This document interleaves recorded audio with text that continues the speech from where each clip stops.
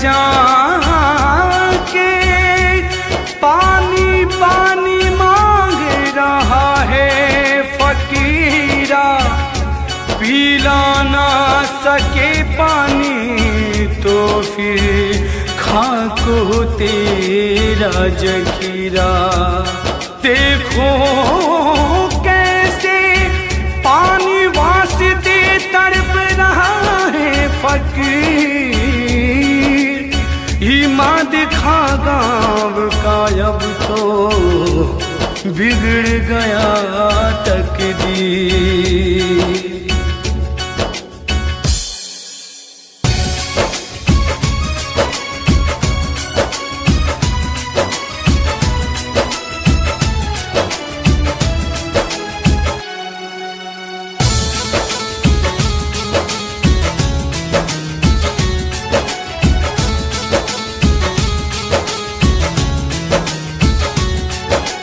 तड़प तड़प कर प्राण न जाए, कोई तो आकर पानी पिलाए।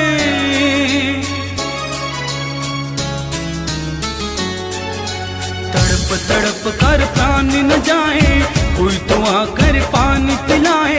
तड़प तड़प कर प्राण न जाए, कोई तो आकर पानी पिलाए। हिंदू आया दूध पिलाया, प्यासे फकीर का जान बचाया। धरती फटी और चला फकीरा, बोला नहीं रह पाएंगे। धरती माँ हम तुझ में समाएंगे, हे माँ हम तुझ में समाएंगे। हे धरती माँ हम तुझ में समाएंगे।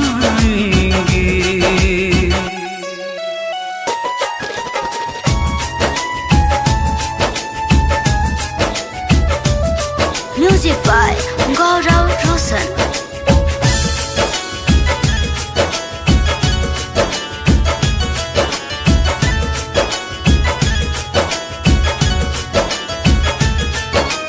ऐ मुसलमानों सुन लो, तुझसे मानवता शर्माए। फले फूले हिंदू घर घर में, मुसलमान तेरा नाश हो जाए। हो ऐ मुसलमानों सुन लो, तुझसे मानवता शर्माए। फले फूले हिंदू घर घर में, मुसलमान तेरा नाश हो जाए। बोला फकीरा लिया समाधिया, बोला फकीरा लिया समाधिया, नहीं रह पाएंगे।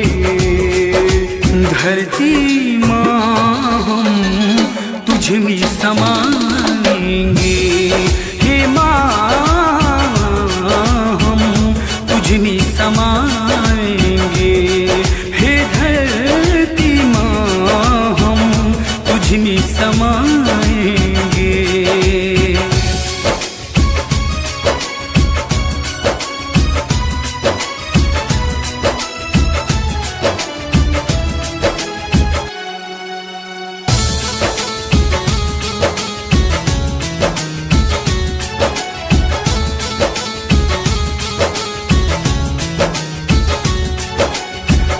फकीरा प्रकट हुआ, बोला हिंदू मुझे अपना बूझो। खुला आसमां में मुझको तुम मिट्टी ढेर बना कर पूजो।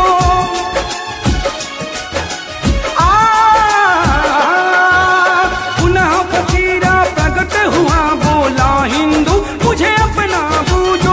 खुला आसमां में मुझको तुम मिट्टी ढेर बना कर पूजो। जिंदा है हम जिंदा है,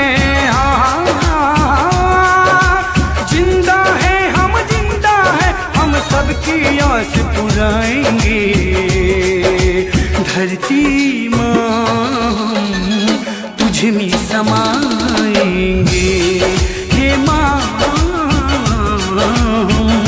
तुझ में समाएंगे। हे धरती माँ हम तुझ में समाएंगे।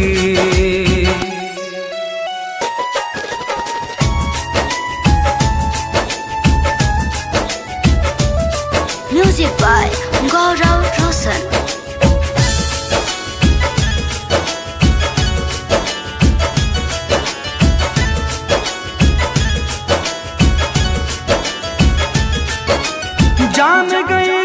महिमा फकीरा जिंदा सा बाबा कहलाए, जिंदा दिल जिंदा सा बाबा के डर से मुस्लिम भाग पर आए।